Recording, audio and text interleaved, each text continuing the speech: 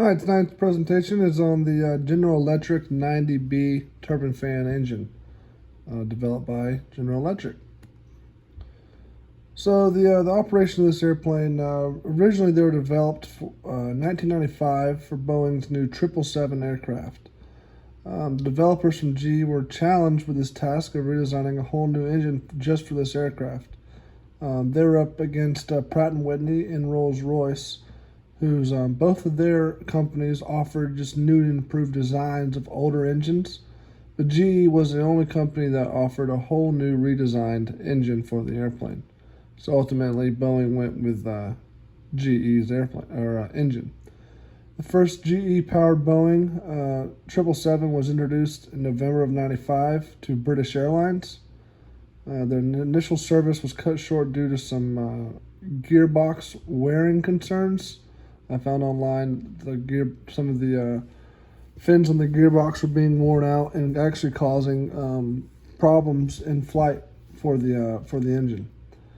But all this delayed the FAA for giving the engine their certifications. So this caused it, to back up in production and caused the 777 to actually be shut down for a period of time from Boeing because of the reliability issues. The GE engine was the heaviest of all three options, and also, along with other maintenance issues,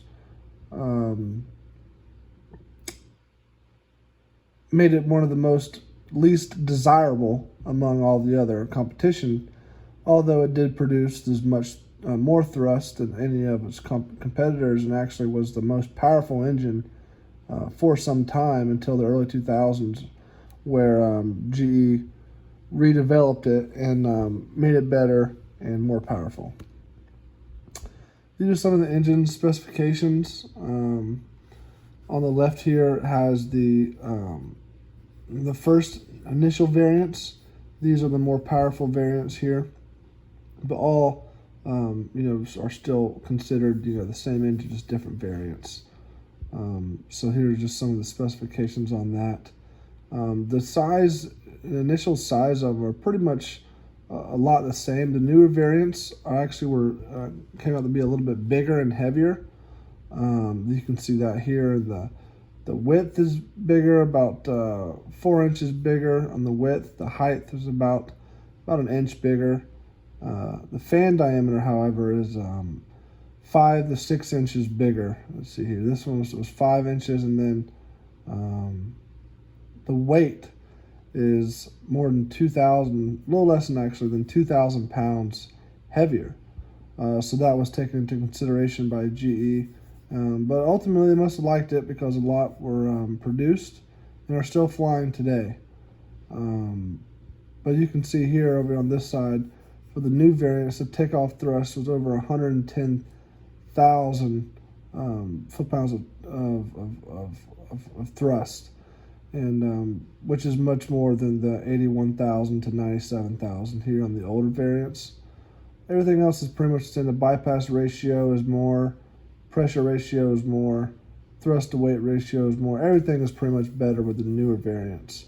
Obviously why they were newer and more developed.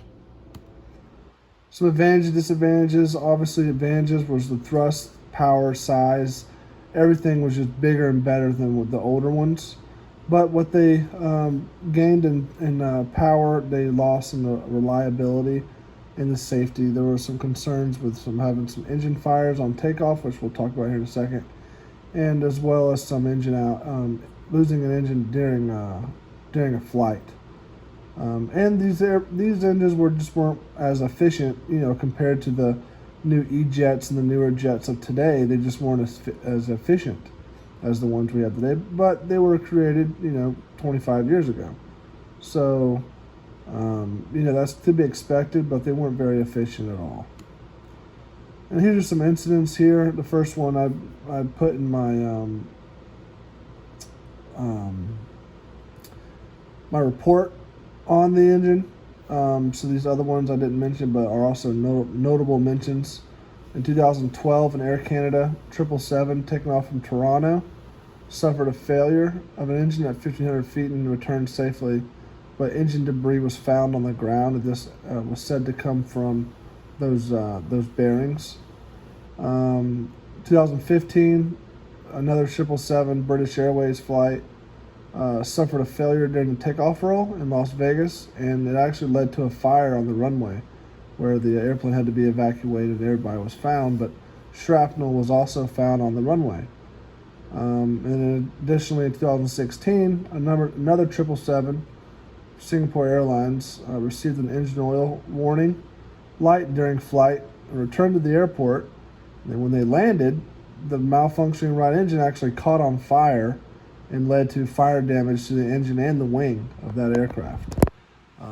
So that was actually a pretty big and notable one there, where a variant of this airplane has had some issues, but nothing's perfect, and I still do believe this variant is one of the best to ever be made, and especially during that time where it was developed and introduced, it was a top of the line, most powerful thing that had ever been created, and thus why it ended up on the 777.